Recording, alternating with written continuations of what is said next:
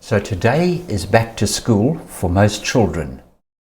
And I think it's the first time that both children and parents are happy to go back to school.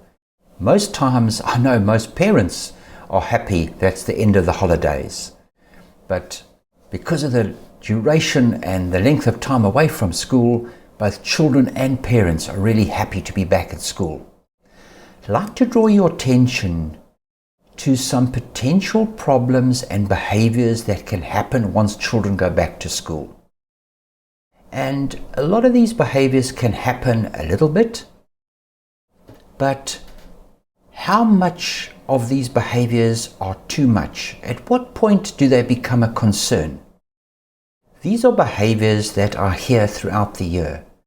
And as children start to settle down, adjust to their new teachers and new friends, new school, these are things that I believe that we need to be aware of and be vigilant of. Children are different. If you've seen one child, you haven't seen children. Every child is very different from the moment they're born. So we have to individualize and know your child. So when children start to settle down at school, what we find is that some children just have to move more than others. And in a classroom where they've got to sit, listen and do, they're going to need to move a little bit more. Some children need to jitter a little bit, they're more fidgety, and they need to move around a little bit more, and they need to get up and go and sharpen their pencil, they need to get up and go to the toilet too often, maybe. So these are things that you need to just watch. When is a child too busy, too fidgety, or too hyperactive? And these are behaviors that we've got to just be aware of. Quite the opposite. Some children are just very dreamy. They want to choose to sit next to the window and dream out and look out. There's some children doing maths tell me that when they're looking at numbers, they think of things like 99s or like sunglasses, like binoculars. Some children find the monotony of sitting in class. They've got to kind of be interested. They've got to keep themselves busy. Their minds are racing. And sitting in class, they're not hyperactive, but they dream, they daydream. This can interfere with their concentration. So these are things just to look out for. Some children have a lot of difficulty controlling the emotional state, emotional dysregulation, controlling their temper, which stems from poor impulse control. When they get hungry, thirsty, they get a bit irritable, they get a bit moody. These can be normal, but when does the emotional issue become a big problem? When does it become an issue that needs to be looked at? There are some children that have difficulty calming down when they lose their temper. They have difficulty with major behavior problems in class. And, when is this a bad child or is it a particular medical problem? These are things that need to be watched throughout the year. Some children have a lot of difficulty dealing with rejection and failure. They have quite an emotional response. When does a child really kind of have these tantrums that are completely abnormal? When you're getting them to try and read or do a task at home, and you've got to ask them 3 times to do something.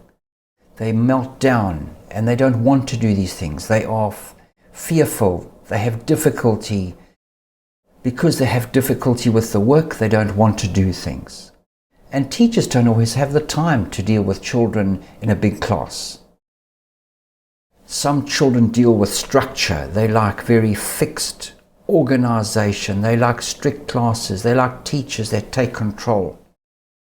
There's some children that like quite the opposite. They don't like the control. They like to be more independent. These are things that can lead to frustration and behavior problems.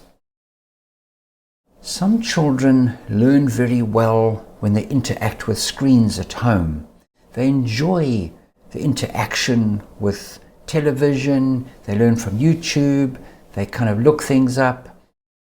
There are some children that really cannot handle learning from screens, and this is what we've learnt with the home online schooling. Some children daydream, they need the structure, they need somebody in front of them, they don't just need a screen. Some children become quite addicted to screens. They have an addictive quality. These are things that need to be looked at. In fact, quite the opposite. Some children can hyper-focus, they can zone out, they can become obsessed. They can look and be absolutely zoned into one or two things. The rest of the world just pales into insignificance. They are unable to even hear what goes around. They tend to hyper-focus. There are some children that do all of these, and they don't necessarily try and bait you, they're not angry, they don't try and frustrate you, they don't want to disappoint you. When do these problems become extreme? And when do they become out of control? When can we say that this is a neurological disorder? Is there a problem, a biochemical problem, like ADHD, where children don't really have control? And if they have difficulty with all these problems, it can have an impact on the education throughout the year. So there is a tendency to use comments like, why don't you pay attention when I talk to you? Why can't you try harder? You're a smart kid, you can do better. We don't want to shame them. These are things that, if they do become a problem, they need to be looked at and not ignored. If there's one thing about every child that they share in common with these problems, these can be the start of attention deficit disorder. And these are things that I deal with every year. If they are picked up, they're dealt with early. Things like self-esteem is not impacted in children. So just to be aware, the more supportive, the more organized a family is at dealing with these problems. These can be identified. Communication with the teacher is vital. So although you might do lots of reading, you listen, you might even consult some doctors related to these symptoms. But at the end of the day, listen to your child.